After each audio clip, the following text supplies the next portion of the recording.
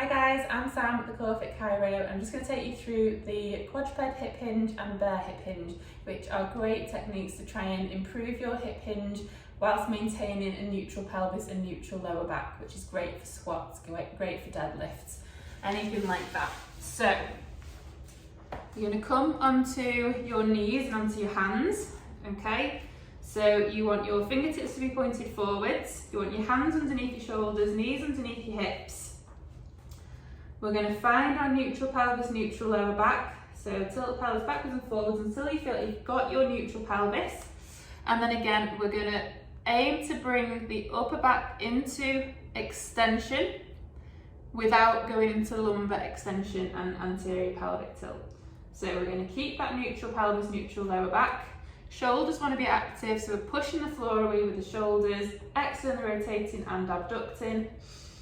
And then we're just going to start to hinge the hip backwards, maintaining that neutral lower back, neutral pelvis. And then we're going to extend the hip, again maintaining that neutral lower back and pelvis.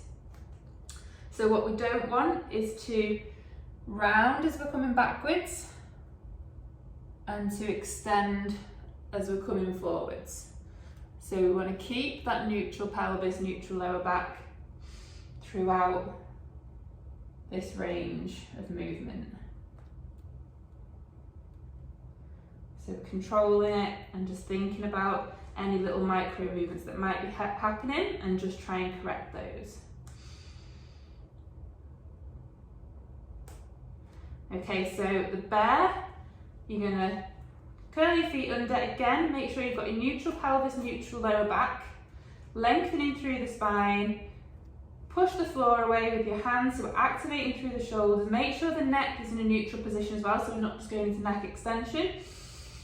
You're going to need to create your 360-degree breath and your brace, lift your knees off the floor. When you bring your knees off the floor, what you don't want to happen is to just tilt into that anterior tilt. So we are finding our neutral, creating our breath and our brace, lifting off the floor, lengthen through the spine, and then we're just going to hinge the hips backwards.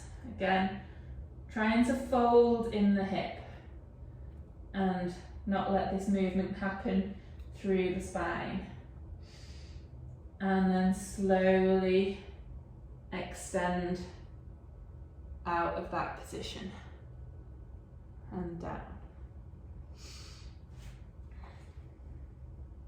Okay, so do that for about 5 minutes each day, alternating between the quadruped hip hinge and the bear hip hinge, and you can do it anytime you are going to be doing some squats or some deadlifts as a warm-up for the movement.